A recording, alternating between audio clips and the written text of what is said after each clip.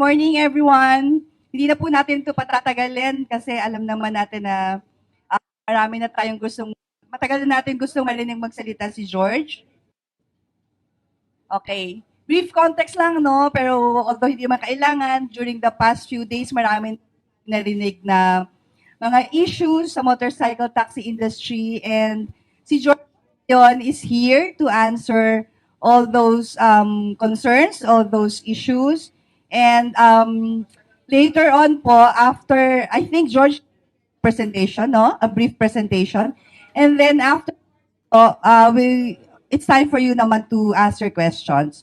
So without further ado, thank you very much again for coming. Pass on the mic na to George Royeca. So guys, thank you everybody, media, friends. Salamat na pumunta kayo dito. I know some of you guys have been calling over the last couple of days, and it really took us time to be able to prepare for today. So I just want to point out, no, I was told by my team not to make jokes this press con. So from now on, I will be serious. Pag hindi kayo natawa, hindi ko po kasalanan yun, kasalanan po ng team ko. So yun yung last joke ko, promise. So I've prepared a statement for today. And then I will do a presentation, and then we can start with the questions. Okay, so many things have. So this is the first time also that I've prepared us. Hello. So sana it's well.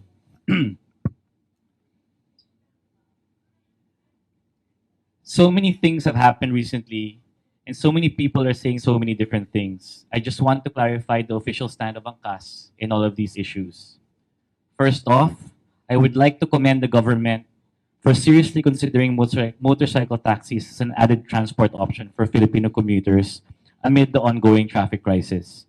We are also hopeful that lawmakers will find merit in what we have been espousing all these months and years, actually, that motorcycle taxis are critical to addressing the countrymen's problems, or mobility problems. Having said that, I would also like to clarify that we are not picking a fight with government regulators. Right from the start, we worked hard to be compliant with everything the LTFRB and the DOTR's TWG had set in the very first motorcycle taxi test run. For 6 whole months last year, there was never any problems. The problem came up only when the TWG mandated for a 10,000 riders cap provision per motorcycle taxi operator on the pilot extension. I wanted to make clear that this cap is the main thing that we do not agree with, and our stand on this is not meant to disparage the LTFRB or DOTR in any way. It must be noted that we complied with everything that the TWG has asked us to do in the initial test run. We did retraining of all our riders. We gave our safety vests based on the recommendation of the TWG. We did a host of other things to comply with the requirements of the initial test run. We are also complying with the new guidelines today to the best of our abilities. Our safety record during the pilot was almost perfect. We've said this so many times before. For 6 whole months, our safety record was an almost perfect 99.997%. We tried our utmost best to maintain a high safety record for the benefit of our passengers. We are proud to say that our high service standards were maintained in the test run. I would also like to point out that right from the start of the initial test run, we already had 27,000 riders. It was never a secret. In fact, we are proud of this fact because it means we have been helping thousands of motorcycle owners have a decent livelihood and helping more commuters by ensuring that there are many riders on the streets who are ready to serve them. We are also proud of our 27,000 bikers because they have worked hard to serve our commuters in the past few months.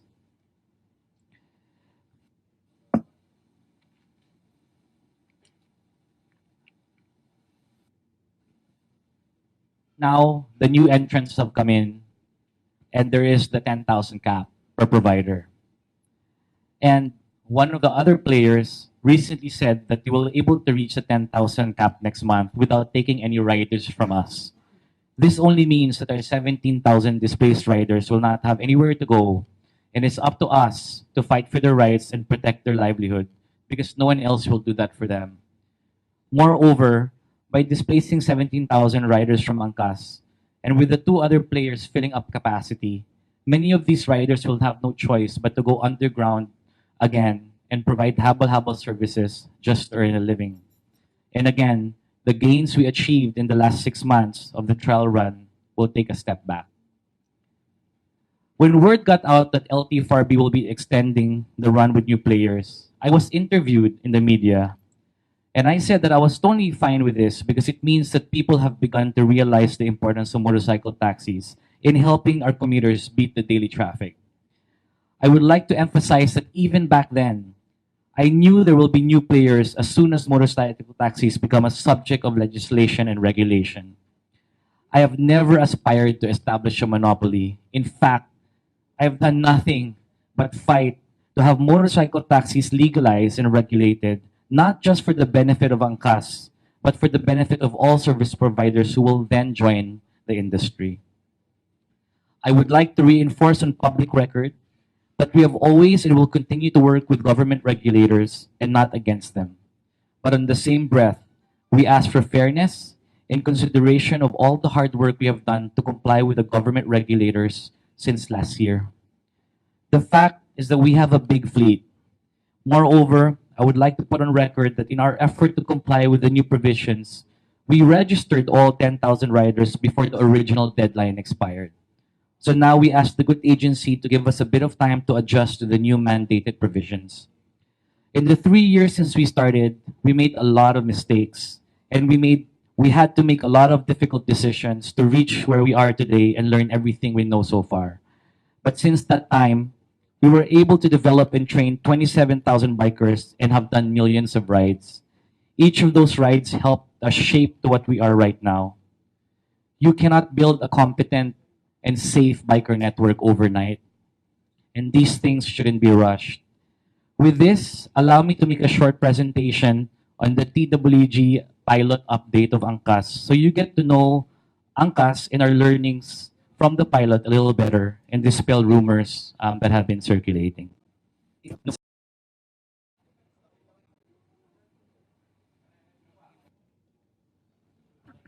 Hey guys, game. Okay, so guys, this is just basically a update on our experience, no? So this is basically the benefit of 3 years of running a motorcycle taxi operation and also what transpired during the pilot and our learning. So not in any way prejudice, guidelines or anything to that effect, no? Okay, so next. So basically, we've been operating for 3 years. Of course, our operations has been sporadic because of our constant, fight or journey for regulation. So over the course of the 3 years, we've trained close to about 100,000 biker applicants. So libre po tong training na to. And of that 21,000 roughly, we ended up about 26,428. So this is over time. Umakyat po tayo ng 36,97, but because of banning, because of issues on the compliance, etc., over time, course of the 3 years, and the drop-off, ayaw na mag-motorcycle taxi, basically we deactivate about 10,000. So roughly our failure rate on average is 63%, almost 70%. So back. So basically, we've really taken great pains to develop this training program and to really find a training process that will be able to really get the best bikers. That's why our failure rate is so high. And imagine, guys, we've built 27,000 fleet of bikers over 3 years. So this is something that we want to stress out, that it's going to be very difficult to really build a competent and safety fleet over a short period of time. So we caution in really building up our base for this particular type of operations. Next. So for the pilot runs statistics, we had 5 million rides over the last 6 months. So we've had total of 3 million downloads over the 3 years. Actually, mali yan eh. 3 years. Well, I guess this is just for the pilot.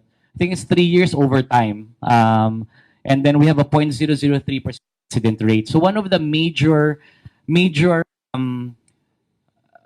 KPIs of the initial pilot was safety. Now, if you look at the MC pilot guidelines in the beginning, the threshold was 5%. For all operators yan, today in the future, ideally, no, na yung threshold ng accidents mo must be 5%. So we're happy so ngayon challenge kami ng TWG na kaya ba yung mag-hold up ba yung 0.003% mo over time? Because back then, during the injunction phase, we're only operating for 4 months. So in the pilot phase, we were given the chance to operate for 6 months. And we're happy to share that we've actually held it. Minsan umaakit pa nga yan sa 0.002%. But on average, we're at 0.003. 0 fatalities. So a lot of it, majority of it is actually bruises. But there are some major fractures, no? Unfortunately. Hello. Next. So because of the degree or the kind of injuries or accidents that befall a motorcycle, we were forced to create a 24-hour emergency medical response team. Now, why is this very important? Alam nyo, pag nabangga po ang kotse, malaking possibility na po mangyari sa tao. Siguro 9 out of 10 times, unless talagang malubha yung accidents.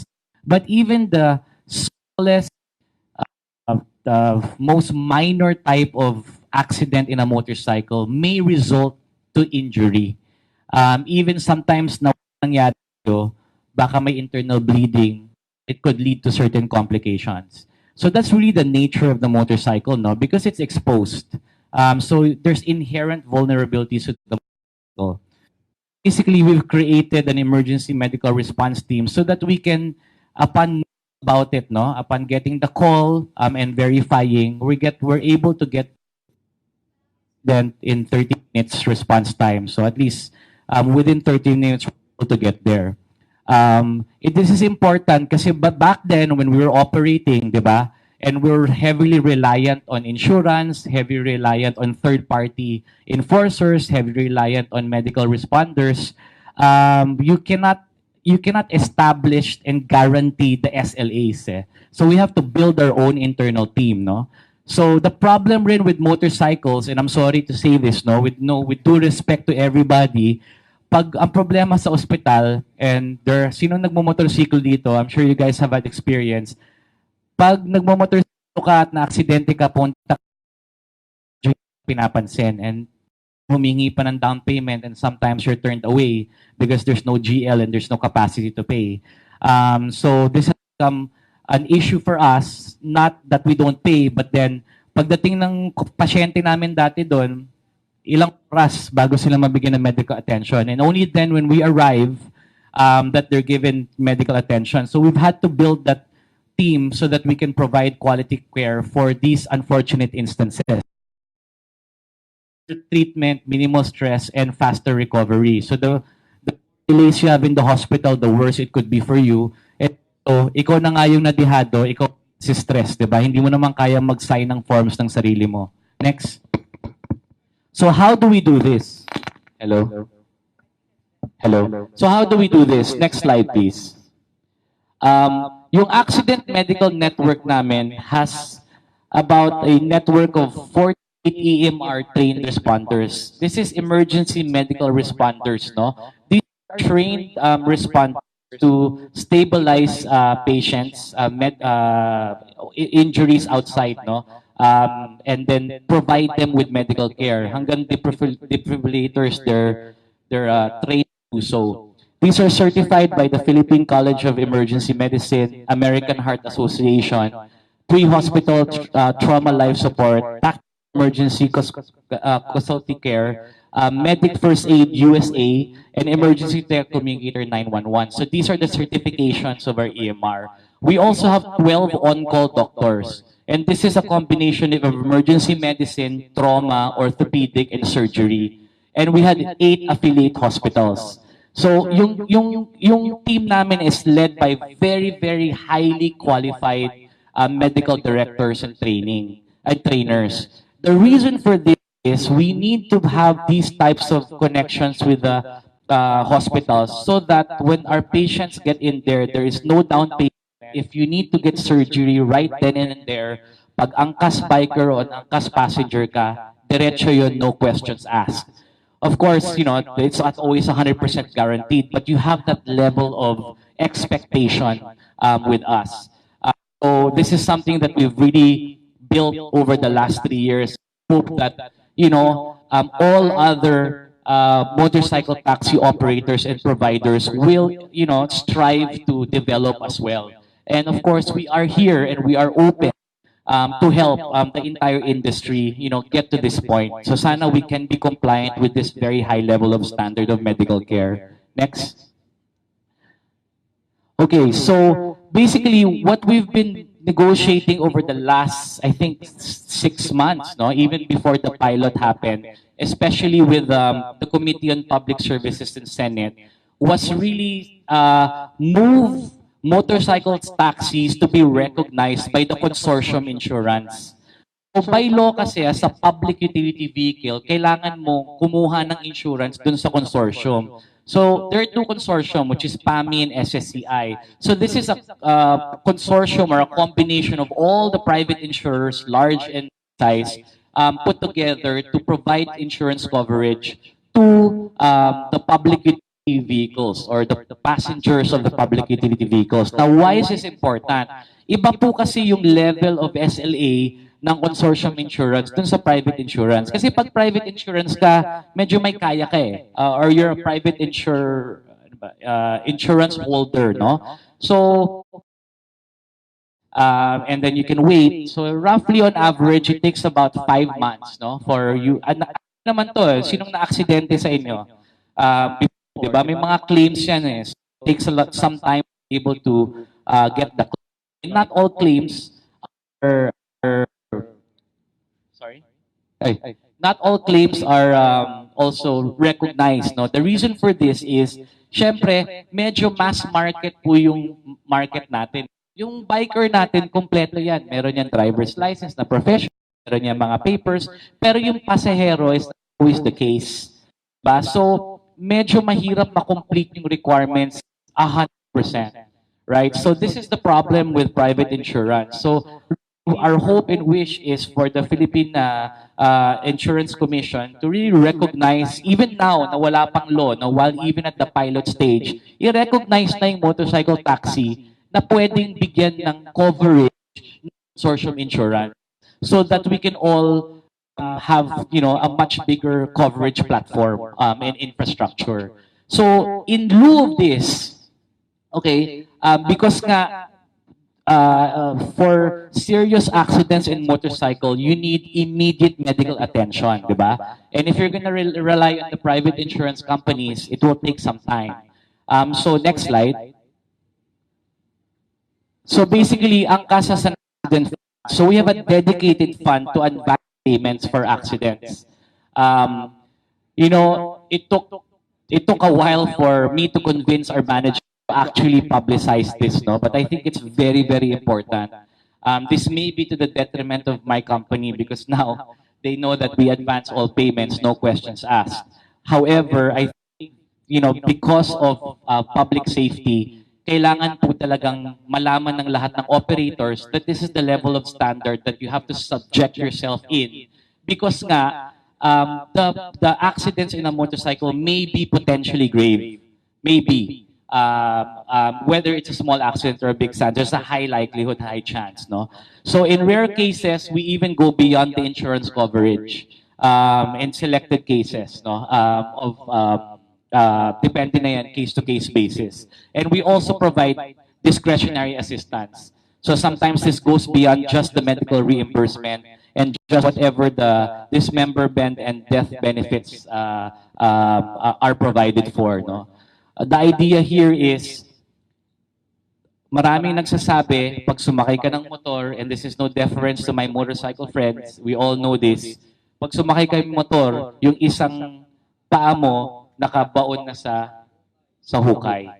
And stress na nga yung ating mamamayan sa trabaho nila, sa buhay nila. Nakikipagsapalaran sila, buwis buhay po na sakay ng motorsiklo. Pag may nangyari po dyan, kahit isa, dapat po, dapat po, hindi na ma-extend yung stress nila doon. Kasi they're already incapacitated if something happens to them for their daily work. And we as the provider of this, operator of this, must ensure that we minimize and mitigate the stress levels that go. Kawawa po yung pasahero. So dapat bigyan po natin ng pansin at seryosohin po natin yung operasyon at lalong-lalo na po so paano natin pag-handle yung mga aksidente. Next. So training is one thing, and I think we have really built a very good training program specific po for pillion, no? Yung pasahero. Marami po kasing eskwelahan dito sa Pilipinas, actually konti lang, hindi marami, na nagtuturo ng magmotor. Pero kailangan po yan turuan paano magsakay ng pasahero.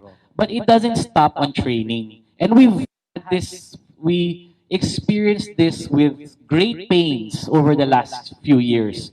Yung mindset po talaga mahirap po yan palitan, di ba? Yung kinalakihan po natin, pain po natin na bad habits, hindi po yan na nasusolba at nakukuha sa isang training, 10 training, di ba? Nakukuha po yan sa mindset change, no? Culture change.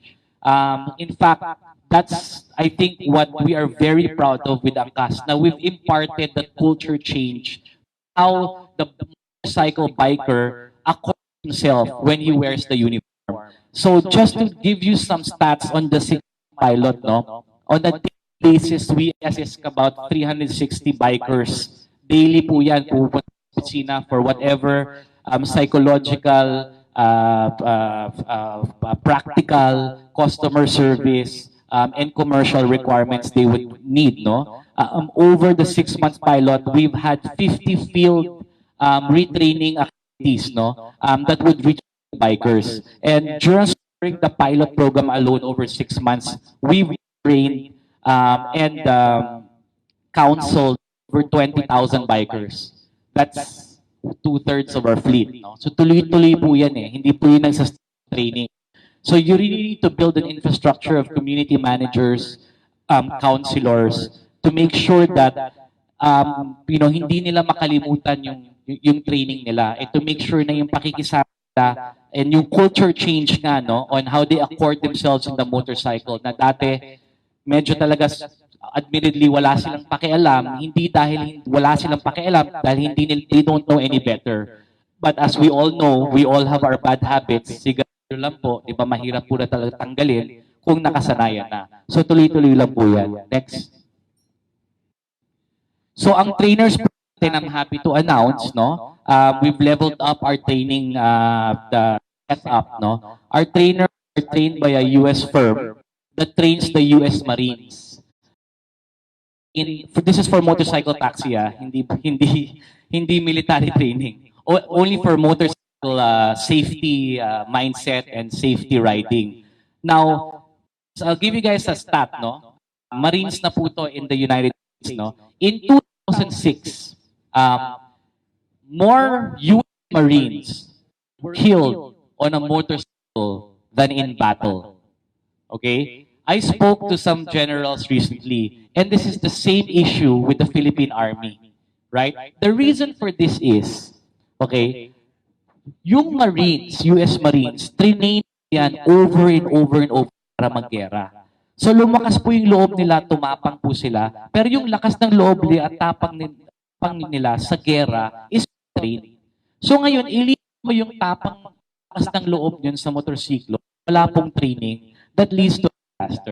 Which is why we got this US firm. Incidentally, itong US firm na po to also handles the licensing training for California, which is one of the most progressive motorcycle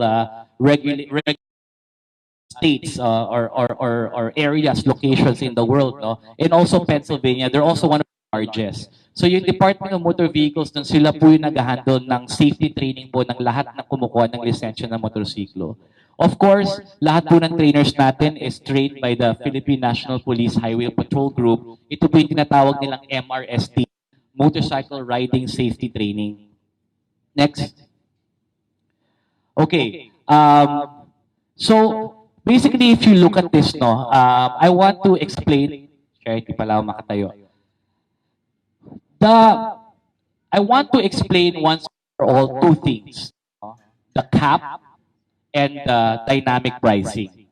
Ito po yung tinatawag natin na, so the cap, the fare matrix, and the dynamic pricing. Ito po yung tatlong gusto kong i-impart sa inyo just based on our experience po as running a motorcycle operator and also from the experiences that we've read no, from abroad no, for like Uber, Lyft, Gojek, Grab, and whatnot. No?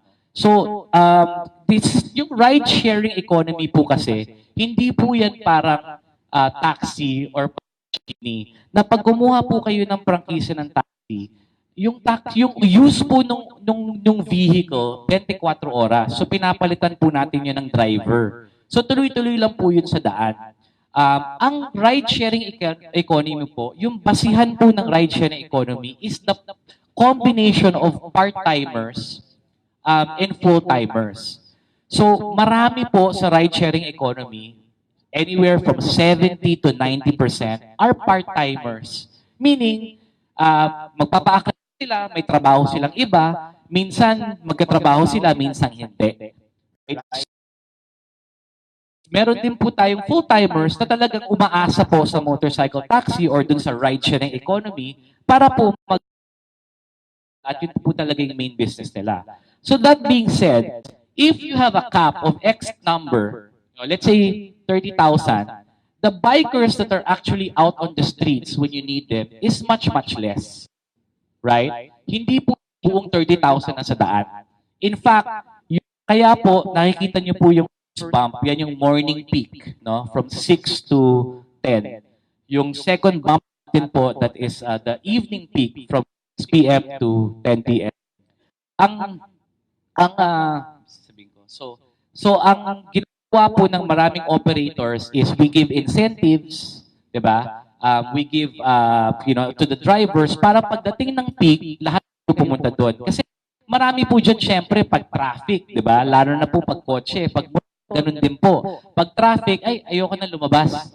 'Di ba? Marami rin sa kanila galing office, pupunta doon at magpamasada. And marami rin talagang full part-timers na talagang nag-a-odd job sa Trumaraket. So all of that, you need to make sure that you incentivize them that during the time that you need them the most, which is a few hours in the morning, about 3 to 4, and a few hours at night, they need to appear on those times because that's where they're needed. So you have to provide those incentives. So it's I wanted to debunk the myth, no? So if you have this much cap, the motorcycles out on the streets is very, very minimal. It's very little, depending on how you incentivize them to come out. Next.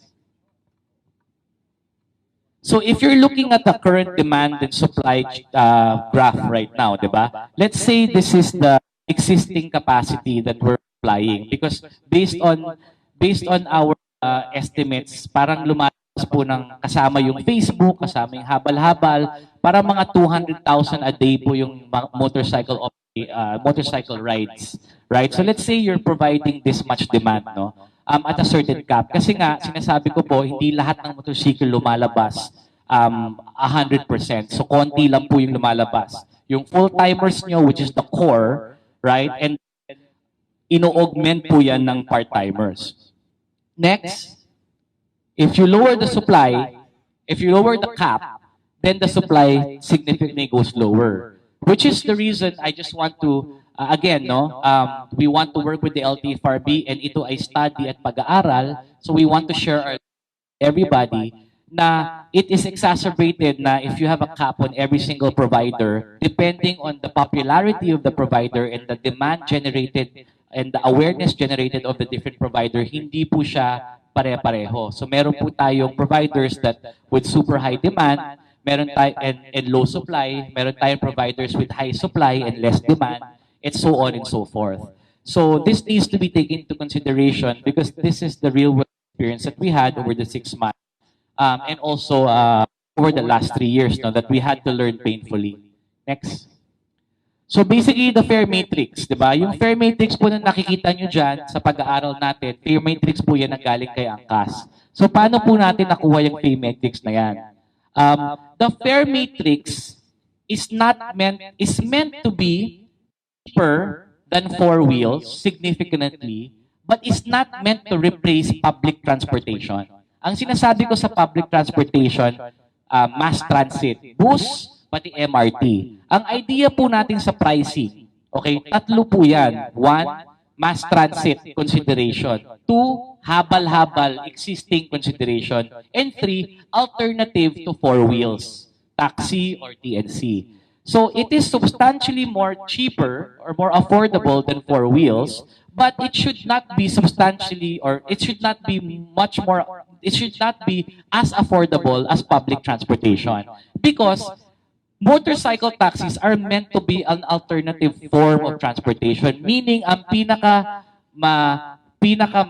taas po naming customer is 3 times a week, right? So yan po yung talagang gamit niyan. Emergency, sobrang traffic, mahaba pila, o kung ano man. So kailangan kong I have to get there and negotiate my way through it. And hopefully, eventually, pag naging perfect yung ating public transportation or mass transit system, maging feeder system na lang po si motorsiklo. And feeder system means, hindi na siya point-to-point.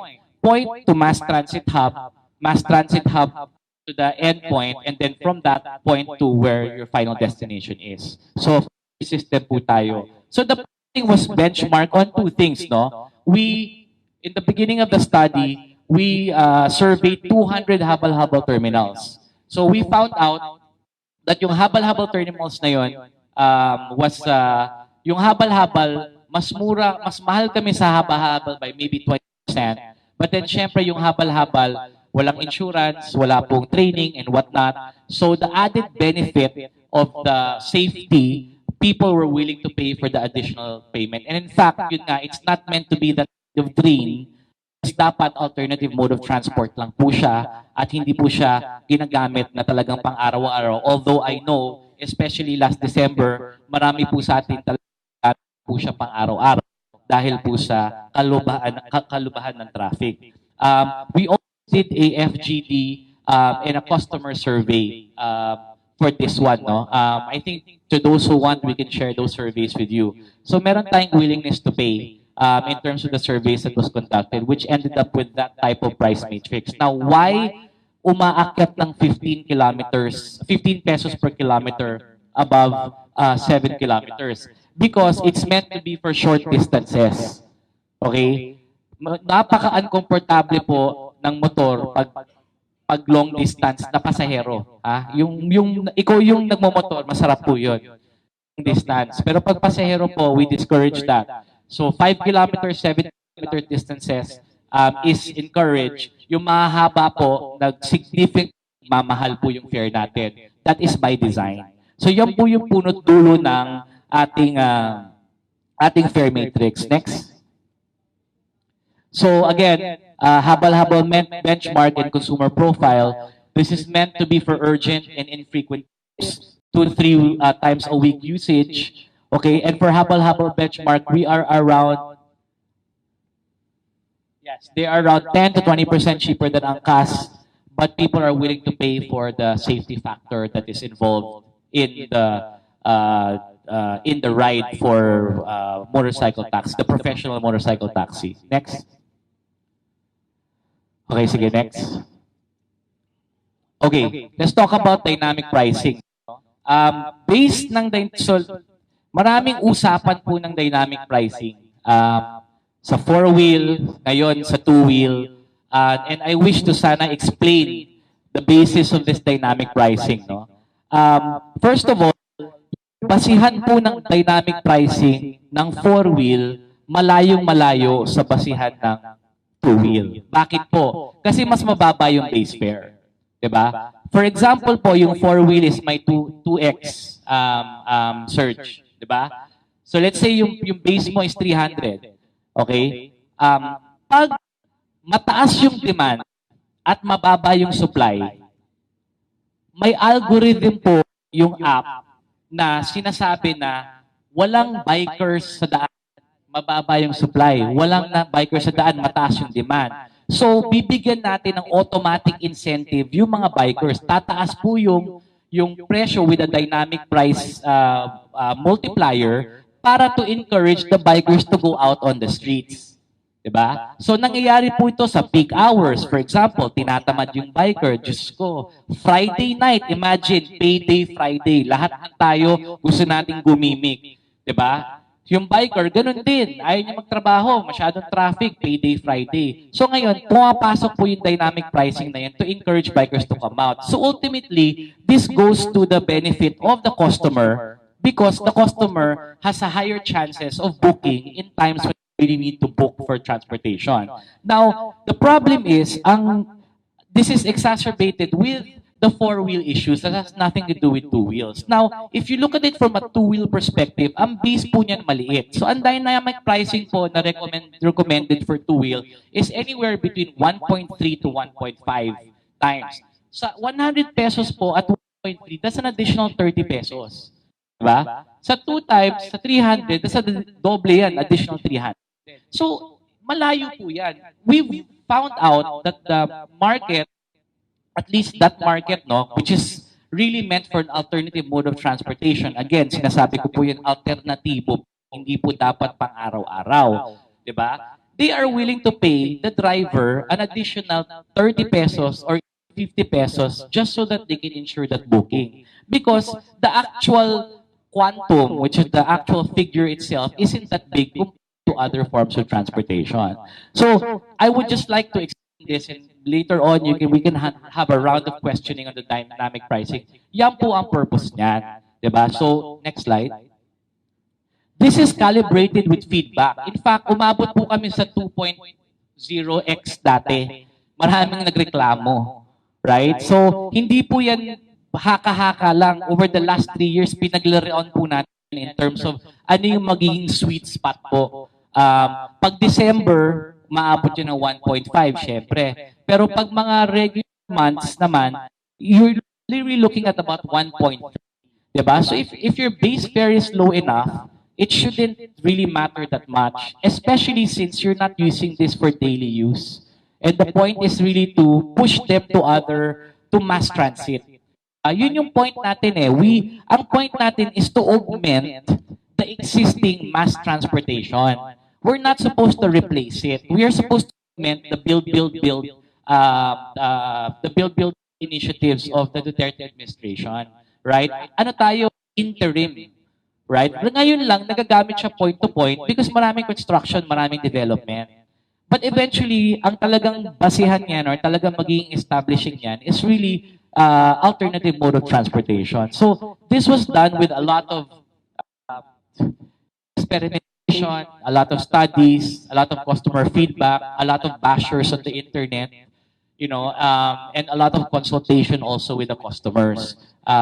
Combination po yan ng promo code, na mayroong dynamic pricing, etc. etc. So inaral po namin talaga yan ng 3 taon. Next. So if you look at this, no, yung supply cap mo, mababa na, yung supply demand mo. Pag tinanggal niyo po yung dynamic pricing, ano po mangyayari? Mas mumura yung fares. Ano po nangyayari pag nagpo-promo code tayo at nagmumura yung fares? Next slide. Tataas po yung demand. So pag tumaas yung demand, tinanggal mo yung surge, just naglagay ka ng cap, bumaba yung supply mo because remember, the combination between part-timers and full-timers, medyo mahihirapan po yung publiko mag-book. Diba? So, sana po, we can, again, it's a study, so pwede natin paglaruan po ito, no, through the course of the study. And I believe naman po, the LTFRB, the Technical Working Group, is amenable, to suggestions, and they are. I believe that, and yung study na po, paglalarawan po natin yan sana po over the next 3 months, kung ano po yung magiging optimal para po dun sa pasahero. Next slide. So, the way we see it po, based on our experience, diba? You put a cap, if you don't want dynamic pricing, then you relax on the cap so that you have more bikers on the road. If you want to lower the cap, then you need to be more lenient on the dynamic pricing so that you incentivize the bikers to go out on the road at the right time when they are needed. But if I'm afraid if you put the cap and you take out the dynamic pricing, medyo dun po talagang masusuppress po natin yung ating supply that maging it may the public may find out that it may be a bit more difficult to book when they need. Next. And basically that ends the presentation po. So hopefully po, sana may natutunan kayo dun sa presentation. We hope that yun nga po, yung safety standards that we've set up, sana po talagang yun yung maging standard para sa lahat. Kunin po talagang tangkilikin po natin na ma-push at ma-establish po to sa batas po natin. I will be making the same presentation po sa Kongreso, sa Senado, as I've made to the technical working group. And we hope to, again, work together with the government as what we have been doing for the last 6 months. We've been in dialogue with the government for almost 3 years or maybe more than 2 years now. And our ultimate goal is really to provide alternative and effective, safe and efficient mode of transportation to the riding public. Pasensya na po sa nangyaring back and forth. I'm sorry if this has gone up to a different level of inconvenience to LTFRB, to DOTR, and to the riding public. Please don't mistake what has happened as defiance. We are passionate to serve the public. And with this passion with our experience, we hope that we really get to establish a lot of these safety protocols and learnings and key takeaways. But we are here ultimately for the riding public. And ang talagang pakay po natin dito is matapos po yung study na magkaroon tayo ng magandang mga datos po dun sa study, whether it's the last 6 months plus the 3 months po na binibigay po na extension, at magkaroon tayo ng maraming anggulo, perspektibo, datos para mapresenta po natin ng maayos sa Kongreso at Senado at magkaroon po tayo ng napakagandang batas na talagang na-test natin sa daan, na-test po natin sa publiko at yun talagang makikinabang ultimately is the riding public while we are generating thousands of jobs also to our citizens. So yun lang po. Again, LTFRB, DOTR, we are here to make the pilot successful with you and the other players. We welcome the other players in the industry, and we hope we can work together hand in hand in collaboration for the Filipino people. Thank you very much and good day.